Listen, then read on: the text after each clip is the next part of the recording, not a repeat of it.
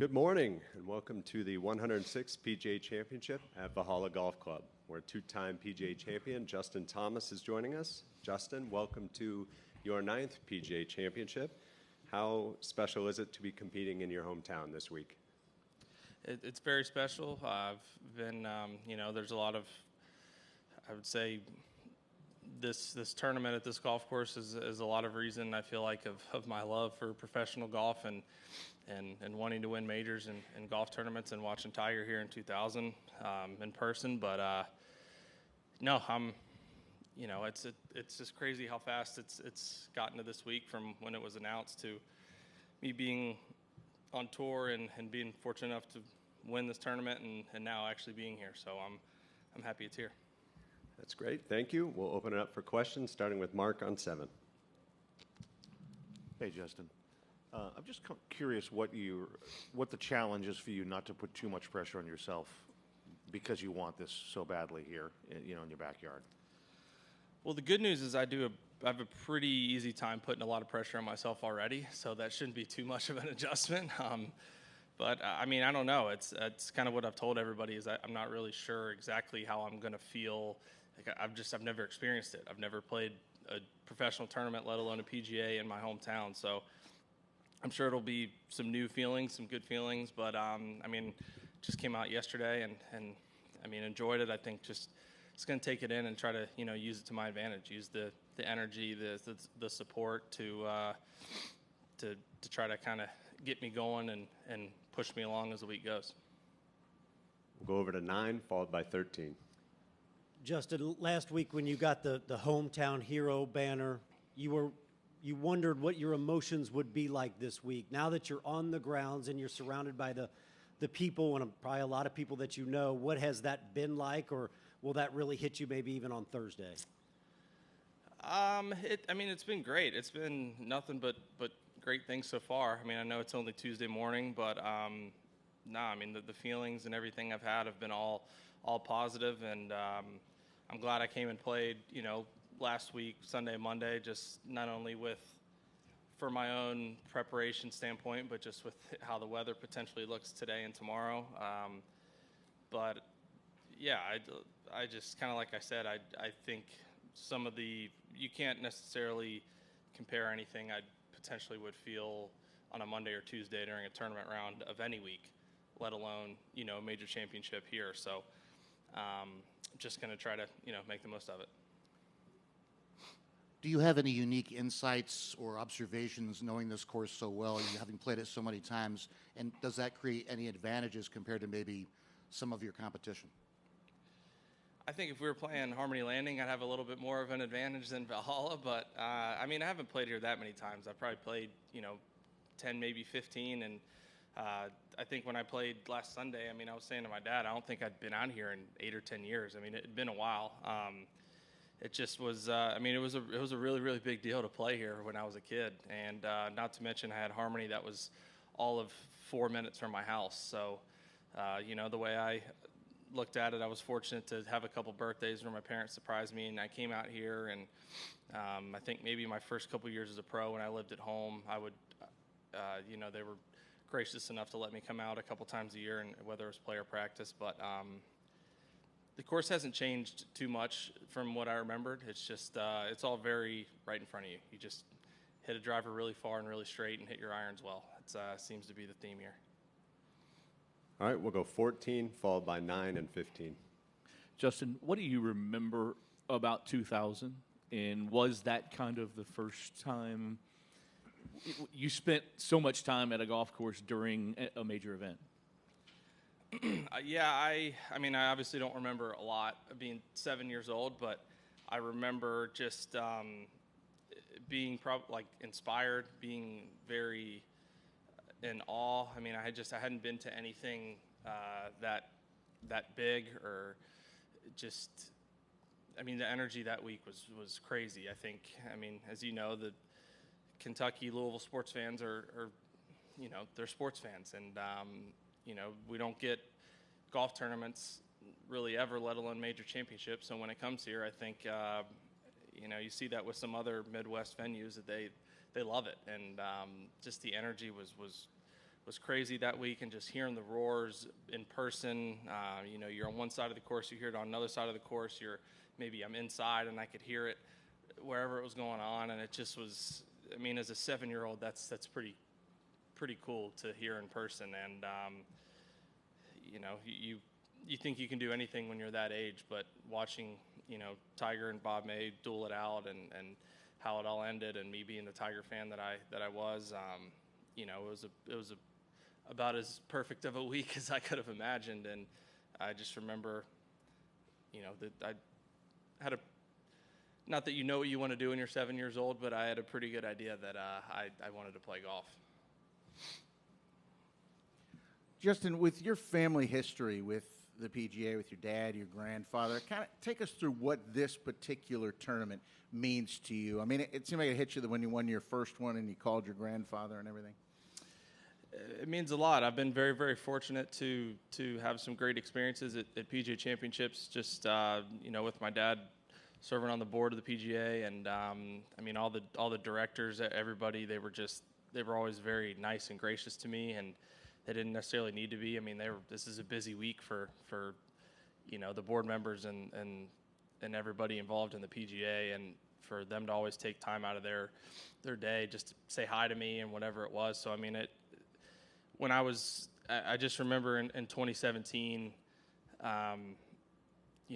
being on that 18th green and holding the trophy and shaking so many of the directors' hands, and I'd known them for so long. It was really cool for me, and obviously it was way cooler seeing my dad when I finished and talking to my grandpa. But it just was there's a part of me, it's like I've known a lot of these people since I was, for the last 15 years of my life, and it's kind of a full circle moment. It's like I, kind of watched them do what they did forever, and now it's like now I'm on the other side, and I'm the one that's inside the ropes on the 18th green with them, as opposed to me watching as a little kid them being on the green, giving whoever the champion was the trophy. So I sure like the second version better than the first.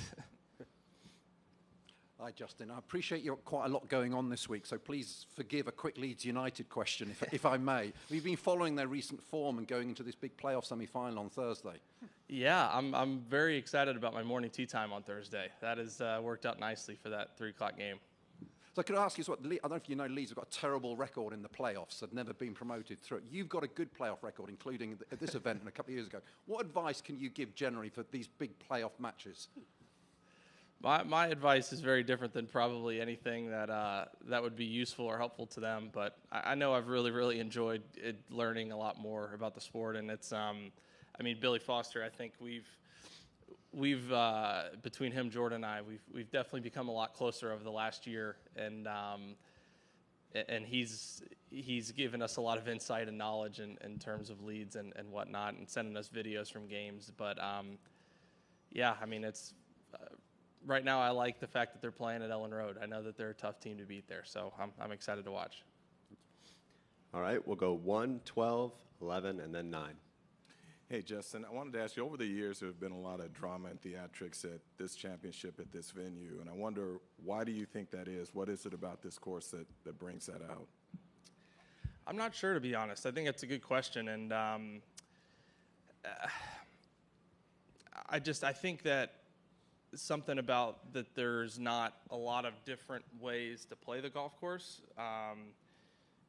For the most part, if it's a par 4 or 5, you're just grabbing a driver when you get to the tee, and you're just hoping you hit the fairway, and then you're probably going to hit somewhere between a 5 and an 8 iron into the green. And it's just, I think when you give all of us very similar places to play from, you have the opportunity for more of bunched leaderboards, or you don't get maybe as much of a situation like last week. Like, obviously you can, someone can run away from it, but history has kind of proven at this tournament that they have been pretty bunched leaderboards, and it's been very close coming down the stretch. And I think that's because you don't stand on a tee and you're like, well, a lot of people are maybe hitting 4 iron or 5 wood, but you have 5 or 10 guys that can hit driver past everything, and then next thing you know, you have 3 or 4 of those holes over the course of an entire round.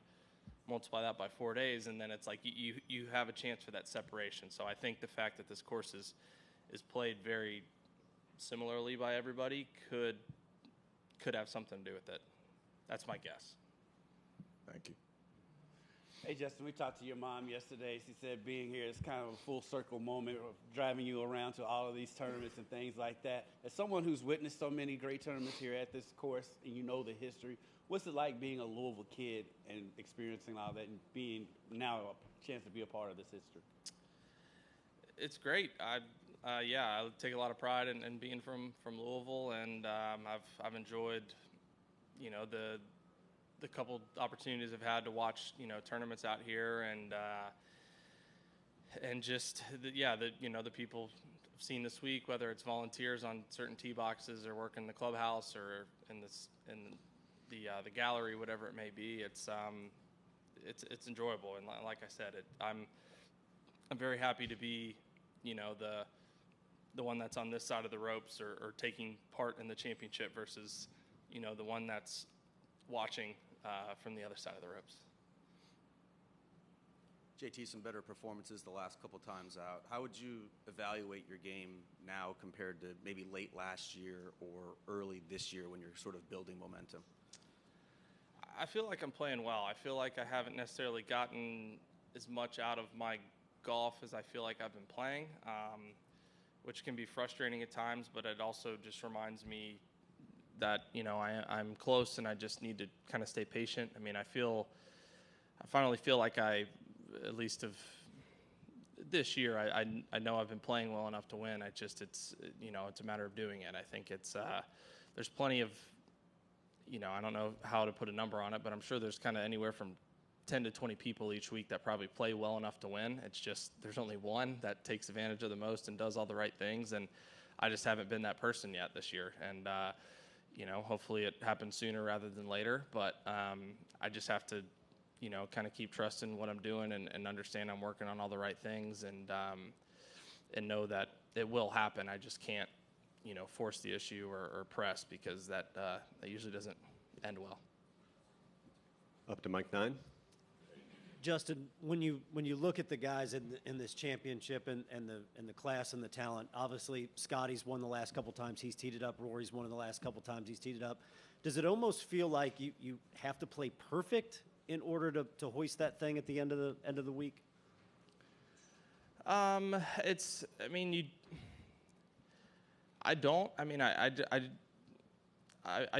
that I've always had to play well to win. I mean, I think there's been different stages in my career where I felt like I can maybe get it around with not quite as great, but I mean, you always need to play somewhat well to win, right? It's not, especially at a major championship, and with the high quality golf, a lot of top players are playing, and a lot of players in general. Honestly, it's golf is very deep right now. I think that you have a lot of people that can win any week they tee it up, and like I said earlier, there is only one, and it's just being that one that's fortunate enough to go about everything the correct way throughout the week and getting a couple breaks here and there and have a couple hot stretches, and then next thing you know, you're in contention on the back nine, and then at that point you just got to go win it. So it's just one of those things you got to play well no matter of who's in the tournament or what's going on.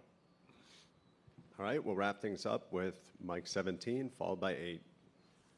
You joke about putting too much pressure on yourself sometimes, and we've seen you at Augusta or other times show emotion when things don't go right. I guess, how much is that something, that pressure, something you have to work on with yourself, something you have to make strategies for kind of how not to do that?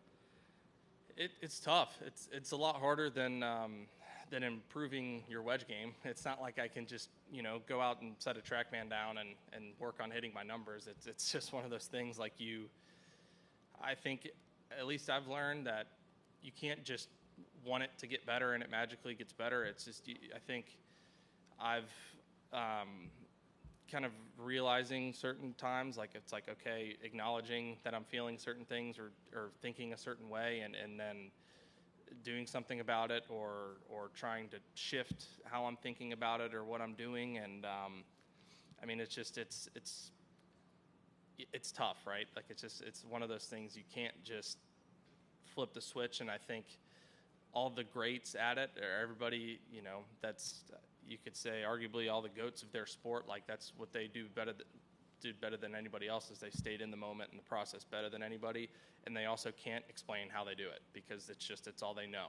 So everybody goes in stretches of when it's easier than other times, and you know, I look at Scotty and how he plays, and I think he does that better than anybody in the world. And not only is his golf unbelievable, but that I think has a lot to do with how well he plays, because he just stays in his own world and stays in his process, and no matter what's going on, and he trusts in his ability, kind of thing. So that's, you know, what I'm continuing to work toward for myself. You talked about staying in your own zone. With all the noise that continues to be happening, there's this committee, there's that committee, there's, you know, this headline, that headline with regards to negotiations. Is it just noise at this point? Are you kind of removing yourself from the situation, or are you trying to stay involved and updated with everything that's going on behind closed doors? I feel like I haven't really been too involved for a while. I'm just trying to play as good a golf as I possibly can, and try to win golf tournaments. That stuff's very important, but to me, it's not as important as winning major championships and winning tournaments. And if I could choose which one, I know which one I'd choose. So that's the thing I think I need to give attention to. All right. Thanks for your time, Justin. Thanks, guys.